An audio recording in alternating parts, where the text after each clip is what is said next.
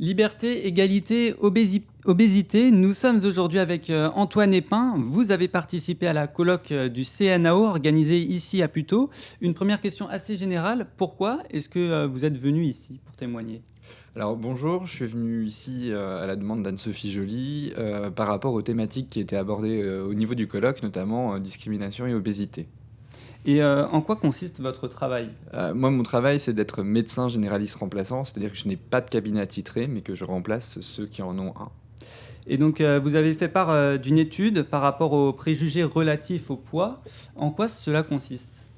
Alors, pour le moment, rien n'est encore terminé et mon but est simplement d'évaluer si, chez les étudiants en médecine, il existe des préjugés qui sont relatifs au poids. Donc c'est des préjugés qui s'expriment vis-à-vis des patients ou si eux-mêmes en ont déjà ressenti et si eux-mêmes se les infligent, en fait, et voir si ces préjugés existent chez les médecins.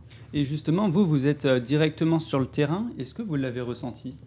Ce qu'on peut voir, c'est la différence, de manière, d'aborder un patient, entre les médecins. Alors que ce soit, écrit dans des dossiers ou que ce soit visuellement parce que, au cours du cursus médical, on voit un petit peu nos pairs faire et c'est certain qu'il y a des manières d'être et de faire qui sont très différentes. Et est-ce que vous pensez qu'il faut changer ça ou est-ce que c'est tout simplement un problème d'éducation, un problème de... Comment dire? On n'utilise pas les bons termes, les bons mots quand on est médecin généraliste pour bien guider les patients? Alors, les études qui sont sorties récemment montrent, en tout cas aux États-Unis et dans d'autres pays, que le langage et l'usage du langage est fondamental.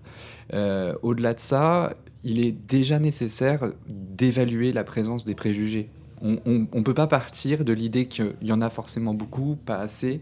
Il faut déjà savoir où on en est et à partir de ce constat, on pourra voir déjà quelle est la proportion. Si c'est en marge, eh bien, peut-être qu'il y aura certaines personnes à qui il faudra proposer des types de formations qui ont pour conséquence de développer l'empathie, ou de la communication, tout simplement parce que bien souvent, c'est pas forcément quelque chose qui a vocation à être, toxique, qui est émis, mais qui est simplement mal dit et peut-être aussi que ça peut concerner une proportion, beaucoup plus importante comme, 40 à 50 et auquel cas, il serait peut-être plutôt nécessaire de voir une refonte.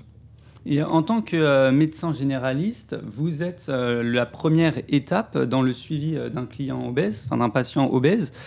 Le parcours pour arriver pour donner raison à ces personnes, c'est quoi? Comment on les suit? Déjà, je pense que, tout patient doit être suivi par rapport à la raison pour laquelle il vient consulter. Nous n'avons pas à nous introduire dans des choses qui peuvent être très sensibles, notamment les questions de poids.